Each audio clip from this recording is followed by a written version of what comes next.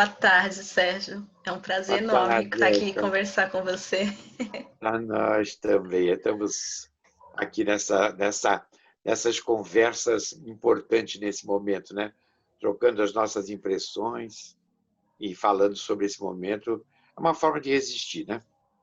É uma forma de resistir, né? E continuar mantendo viva essa chama da vida, né? Você começando a falar agora há pouco, eu já fiquei emocionada de, dessa. Já passou por inúmeros momentos de resistência, está enfrentando mais esse, junto com outras pessoas, né? E é um exemplo. Não, na verdade, não é à toa que a gente faz 81 anos, né? Então, a gente, de uma certa maneira, representa aí, não só a gente, mas muitos que partiram, mas que tiveram nessa luta durante tanto tempo, né? Para levar para frente, né? E esses depoimentos ajudam os mais jovens a entenderem melhor. Eu aprendi muito sempre ouvindo os artistas que tinham mais experiência e tudo, porque a gente sabe que o nosso mistério e a nossa militância é uma militância de solidariedade, de responsabilidade social e fazer com que as pessoas se emocionem, que elas também possam se entreter, também que aquilo faça parte de um espaço lúdico, né, da vida delas, mas ao mesmo tempo façam elas tomarem posições e refletirem sobre a realidade, né?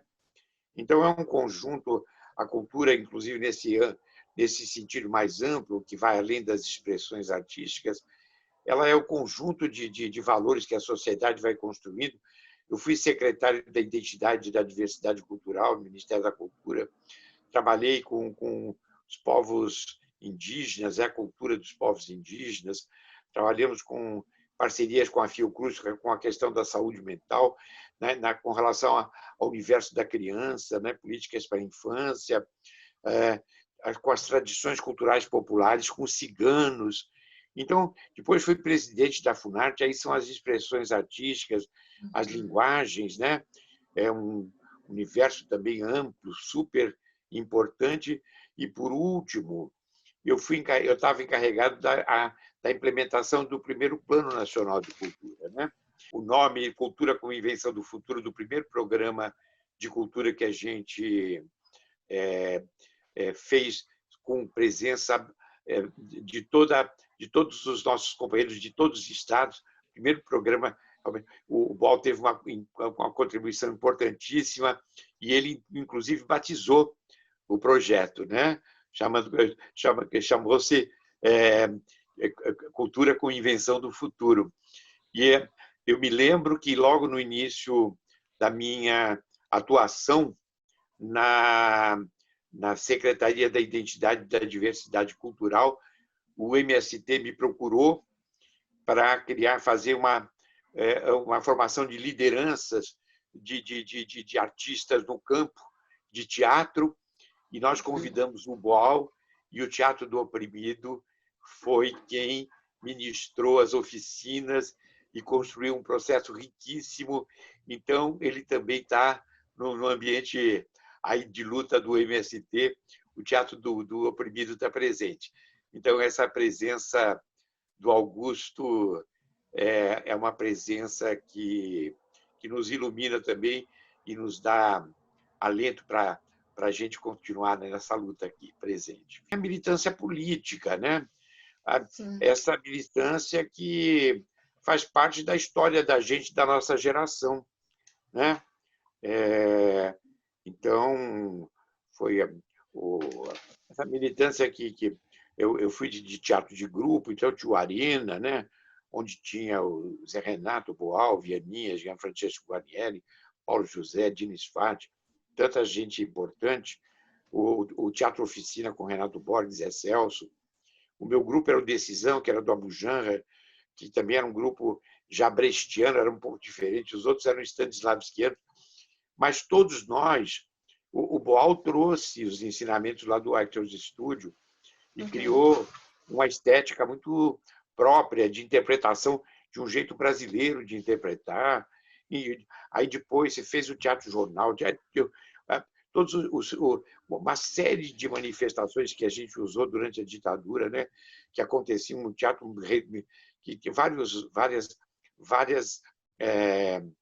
formatos assim de você entrar em contato com o público em praças, em espaços públicos e tal.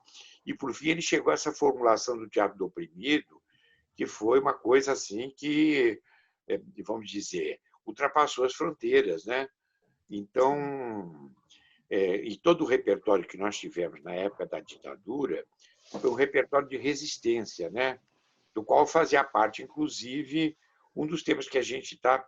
A provocação era que a gente falasse um pouco sobre aquele momento, né, das agressões que a gente sofreu no Roda Viva, na Navalha na Carne que eu fazia, e com a Feira Paulista de Opinião, né?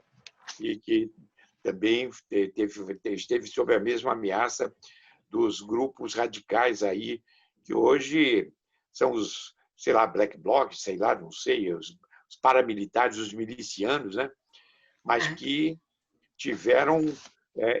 minha casa é aqui do lado do Ruth Escobar, e eu não pude assistir nunca inteiro o Feira Paulista de Opinião, porque eu estava fazendo Navalha, mas eu via pedaços, entendeu? E via também pedaços do Roda Viva. O Roda Viva teve uma sessão para a classe que eu assisti, mas o Feira Paulista eu não cheguei a assistir completamente. Mas era um conjunto de autores com cenas muito contundentes sobre o processo da gente debaixo do jugo da ditadura militar. Muito provocativo, muito desafiante, né? E a gente começou, então, a ver que eles se organizaram aí, nesse comando de caças comunistas, nos fazendo ameaças que nós, valentemente, estávamos ali resistindo e achando que não ia passar das ameaças, até que, primeiro, eu me lembro que antes do Roda Viva ser vamos dizer, destruído ali, toda a estrutura cênica e as agressões aos atores e tudo, eles começaram a jogar ampolas de ácido sulfídrico na plateia do Feira Paulista de Opinião, que era para ficar aquele cheiro mal e as pessoas terem que sair, entendeu? E ter todo já uma atitude ameaçadora, no sentido de que a gente desistisse de fazer os espetáculos. Aí, como eles viram que a gente não desistia, aí eles montaram essa operação que chamou Operação Quadrado Morto, que é o contrário de Roda Viva.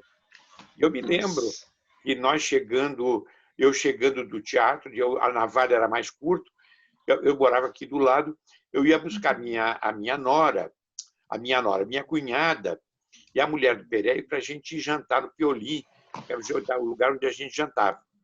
Eu saí da minha casa, minha mulher estava grávida, ficou em casa, eu falei, olha, eu vou pegar as meninas, vou assistir um pedacinho do final do Roda Viva, mas quando eu me atrasei um pouco, quando eu saí, o Roda Viva já tinha terminado.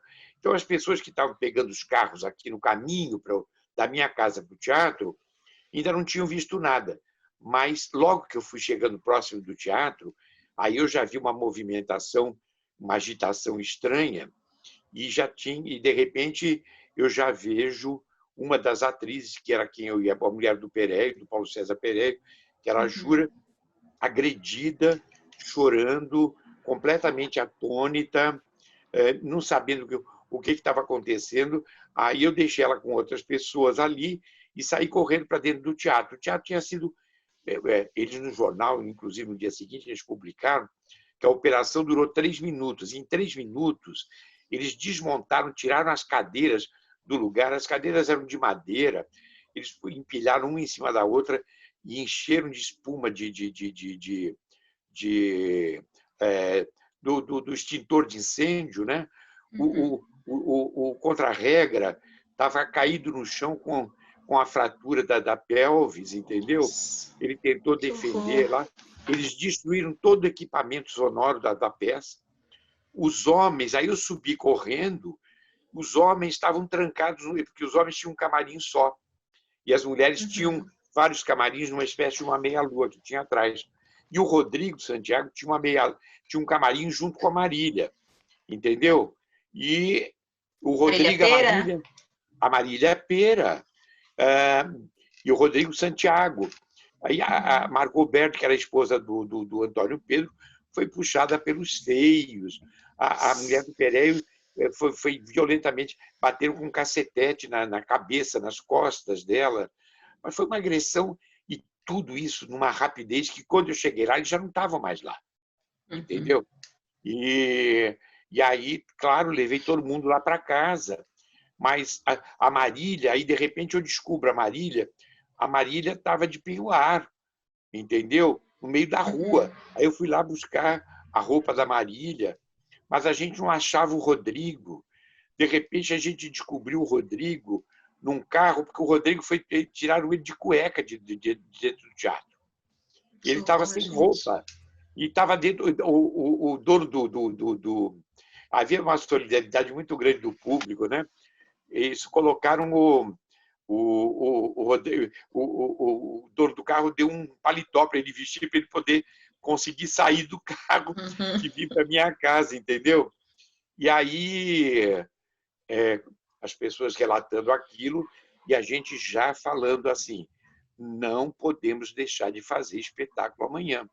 Eu já saí dali, tinha um programa do Carlos Imperial à meia-noite, já fui lá denunciar o massacre, já reunimos toda a classe teatral, entramos em contato com os estudantes para fazermos eles fazerem a nossa proteção, convocamos o público para lotar os teatros durante aquele mês para fazer frente a novas agressões, entendeu? Que nós da Nafalha também estávamos ameaçados. As ameaças eram contra todos nós, entendeu? E aí resistimos e superamos, e foi uma coisa extraordinária, porque depois essas pessoas que faziam parte desses grupos, elas acabaram sendo denunciadas e houve alguns processos, não como deveria ser, mas, em suma, a gente tinha essa coragem. E a Feira Paulista de Opinião, certamente, também no dia seguinte, nós todos retomamos, entendeu? E continuamos. Não, eles acharam que a gente ia parar, que a gente ia se intimidar e ia parar. Mas a gente continuou e resistimos bravamente e tivemos um grande apoio do público. Tinha uma solidariedade e uma cumplicidade muito grande. Então, foram momentos assim muito especiais. Uma outra coisa que eu me lembro do Feira Paulista foi que tinha uma cena que os atores usavam fardamentos militares, né? E tinha uma da peça do Plínio Marcos, né? Da peça do Plínio, exatamente. E que tinha os gorilas, né? E aí foi essa que eu vi, na verdade. E aí o que acontece? A minha casa é aqui do lado, de repente a Carmen Monteiro, que era uma jovem atriz, ela passa aqui em casa com uma mala. Eu falei, mas o que você veio fazer aqui? Ela falou, eu vim buscar os uniformes militares da feira, porque eu vou levar para os guerrilheiros do Araguaia. Olha que maravilha! Nossa. Os uniformes da Feira Paulista de Opinião serviram para enganar justamente o exército lá, e os guerrilheiros do Araguaia se fantasiaram, se disfarçaram de militares com as fardas que nós tínhamos aqui na Feira Paulista de Opinião. Olha que maravilha! Gente, que saída genial, né? Genial! E aí eu falei, mas Carmen, e você? Ela falou assim, pois é, eu estou aqui na luta armada, porque eu estou num grupo revolucionário aí e tal. Eu falei, é mesmo? A Carmen era pequenininha, era super simpática, sorridente, ela sorrindo. Eu falei, gente, como é que você... Ela falou assim, não, você já ouviu falar na loira dos assaltos, dos assaltos a banco? Sou eu. Aí eu falei, é você, Carmen? Mas que loucura. Ela falou assim, pois é, eu atiro bem, eu sei manejar bem arma, aprendi direitinho e tal. Eu ponho uma peruca, me disfarço, porque ela era bem moreninha, sabe? E ia participar. Então, esses momentos assim completamente inusitados que a gente vivia e que faziam parte desse contexto. E cada vez mais aqui a gente está tendo que conviver um pouco, porque a gente vê em que nível que a gente está, né? A gente ficou na mão de milicianos, é um governo de milicianos, né? É, Então, é uma coisa, é uma tragédia que a gente está vivendo, depois de todas as conquistas que a gente teve, entendeu? E um retrocesso, eu diria até que é mais que um retrocesso, é uma regressão, sim. talvez até um período, eu diria que durante a gente tinha parâmetros e contornos na resistência à ditadura militar que eram mais fáceis de você vislumbrar, de você unificar esse lado de cá no movimento de resistência. Mas hoje isso se difundiu.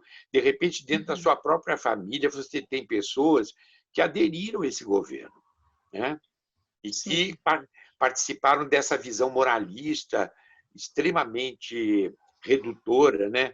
De direitos, de conceitos. A gente viu o restabelecimento da censura, né? As agressões a manifestações de liberdade de expressão que a gente já tinha conquistado anteriormente, entendeu? Sim. Então, tudo isso, de uma certa maneira, está nesse contexto desse. Eu diria até que, nesse momento, eu começo a vislumbrar, aí, não sei se vocês compartilham da mesma coisa, de uma fratura aí nessa estrutura sólida que eles construíram com as fake news, uma estrutura bastante consistente aí. E a gente pode falar que o presidente é muito tosco na sua maneira, da maneira como ele se dirige, mas ele é um grande articulador de uma. Ele tem uma esperteza aí, ele fala e desfala, ele vai e não vai, entendeu? Então, ele cria um ambiente extremamente confuso. Quando ele percebe que as coisas estão ruins, ele dá um passo atrás, mas em seguida ele vai na porta do Planalto e fala outras coisas. Mas agora esse universo das fake news foi claramente denunciado. A gente vê que ele não consegue emplacar um ministro, né? Nenhum. Entendeu? Nem uma Nenhum. semana fica, pessoal. É uma coisa, uma tragédia, né? Esse último foi patético, né? E a Regina foi patética. Você veja, a Regina é uma pessoa que tinha uma carreira de atriz. Eu trabalhei muito com a Regina, fomos muito amigos e tivemos proximidade de família, de ela ir na casa dos meus pais, porque fizemos peças juntos e tudo. Eu ir na casa dos pais dela, conheci os irmãos dela, todos de esquerda, da universidade. De repente, a Regina assumir essa posição, essa postura, né? Saiu de namoradinha do Brasil e colocaram ela como namoradinha do fascismo, né? Uma coisa. Eu fiquei muito triste porque são pessoas que têm uma história, né? Já de um bom tempo que a Regina estava hesitando, né? Estava vacilando, como a gente fala, né? Sim. Mas é, é, são para mim foi dolorido ver isso, principalmente porque é uma pessoa da nossa categoria, da nossa a gente tem essa irmandade, né, na nossa classe, né? Sempre a Regina, você pode discordar aqui, ali e tudo, mas sempre tivemos próximos em algum momento, de alguma forma, pelo menos na nossa no nosso ofício, né? Que sempre é um ofício que nos reúne, né? E eu fiquei muito triste, sabe? Eu soube que a filha e o filho mais novo tiveram muito preocupados com as posições que ela foi assumindo, e ela realmente ficou. A biografia dela ficou muito comprometida, né, nesse episódio, né? Ficou E muito. aí agora substituída de uma forma, você vê que o governo usou ela de uma forma muito sacana, Nojenta. né? Nojenta, né? Uma mulher, né? Também, uma, é, sei lá, de ver, de repente, aquela entrevista foi uma coisa que eu fiquei profundamente chocado. Não pelo que aconteceu, não pelo que ela falou só, não só por isso, porque isso também me chocou profundamente, mas de ver a Regina reduzida àquela condição, àquela situação, Sim, uma entendeu? espécie de marionete, boneca, Marionete, né? de estar totalmente manipulada, né? Uhum. Então, é, é gente muito próxima da gente, entendeu? Então, tem um lado aí muito, muito dolorido nesse processo, mas também a Lei Aldir Blanc, nesse momento, significou uma grande reaproximação, uma grande reconexão.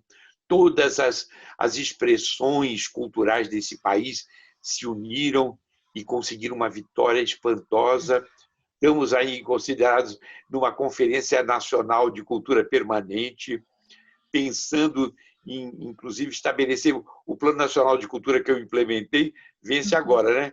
Em fazer uma avaliação das metas e a gente implementar um novo plano paralelamente a esse governo que realmente extinguiu o Ministério e que tem um ministro da Cultura que ninguém conhece, entendeu? Porque a Regina ainda era conhecida, né? Mas esse ninguém conhece. O outro era nazista, né? Era Era. um ator até considerado, um diretor e tudo, mas, de repente, mostrou um viés assim extremamente assustador, né? Então, foram momentos assim que você nunca acredita que você poderia ver, né? Dentro das conquistas que nós fizemos em termos de liberdade, né? E que essa coragem que nós tivemos de fazer espetáculos como a Feira, como Navalha, como Roda Viva, como Balcão, como o Pequenos Burgueses, todos os espetáculos do Arena e da Oficina, entendeu? Esse comprometimento e essa luta pela liberdade de expressão, todo o teatro de Plínio Marcos, a rebeldia revolucionária do Plínio Marcos, né, que coloca o excluído em cena, tudo isso está nos alimentando também e nos dá alimento para a gente continuar nessa luta. Então, eu acho que nós estamos num momento em que a gente começa a se reorganizar de uma forma mais consistente. Acho que a gente está conseguindo conversar, estamos aproveitando esse espaço virtual que foi tão violentado com as fake news para nos comunicarmos de uma forma melhor entre a gente e também com a sociedade. E acredito que seja um momento de... As lives têm sido muito boas, estamos levando esse debate para o público e o público está acompanhando, de a gente começar a pensar numa... de ver como é que a gente, nesse novo momento, a gente reconquista esse espaço público, a gente consegue superar aí essas limitações do isolamento e da pandemia, para a gente ter essa retomada. E acho que o teatro, particularmente, estou falando, ficar parecendo que é um espírito de corpo, mas não é que o teatro ele tem esse papel social, ele foi vanguarda naquela época e continuará sendo, entendeu? Porque nada substitui essa relação entre nós, entre você e o público, né? E estava falando com o Fabiano, não sei se você viu, que o Boal criou toda a teoria do teatro do oprimido, né? Justamente para falar dessas pessoas que estão sempre nesse processo de exclusão e tudo, mas, na verdade, hoje não é só oprimido, é oprimido e exprimido, né? Exprimido, né? Tirando... Pois é. Mas nós estamos vivos, estamos aqui resistindo e estamos aqui falando sobre o nosso passado glorioso e recordando e contando um pouco para as pessoas de que a gente pode mudar, que a gente já enfrentou problemas muito difíceis, que o de agora, ainda com o agravamento aí da pandemia, parece um momento muito complicado, porque tem morte no meio, né? Tem muita gente morrendo aí, muito dolorido, mas temos que acreditar que a gente pode superar. Né? Sim, acho que cada dia tem mostrado isso, né? Cada dia tem sido uma vitória, a gente conseguir ir assim como o teatro, que é uma arte coletiva, né? A gente pensar que se cuidar, é cuidar dos outros, e esse bate-papo também aquece o coração e a esperança. Eu queria agradecer ao Instituto Boal, Cecília, o Fabian e todos vocês que estão dentro desse processo, de estarem abrindo esse espaço para a gente também resistir, e a gente está trocando essas experiências e, principalmente, é, tentando encontrar novos caminhos, né? Para a gente conseguir superar esse momento. Isso que é o mais importante. Exato. Tá bom? Tá ótimo. Muito obrigada, Então, Sérgio. Foi obrigado, muito bom. Érica. Obrigado, Fabian. Obrigado, Cecília. Bom, para toda a nossa família cultural.